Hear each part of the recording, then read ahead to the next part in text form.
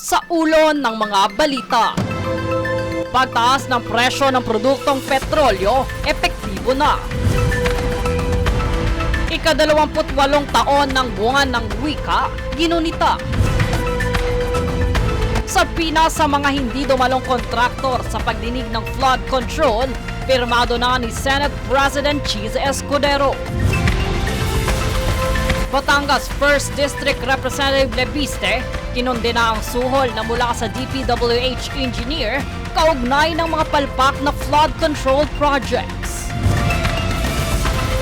PNP Chief Nicolas Torre III, napalitan na ni Police Lieutenant General Nartates sa pwesto ayon kay DILG Secretary Remulla. Nawawalang mangingisda sa Baho de Masinloc matapos ang 3 araw, sinaklolohan ng Philippine Coast Guard. Patas at pantay na balita, komprehensibong ulat para sa pulso ng masa. Ito ang Newspool.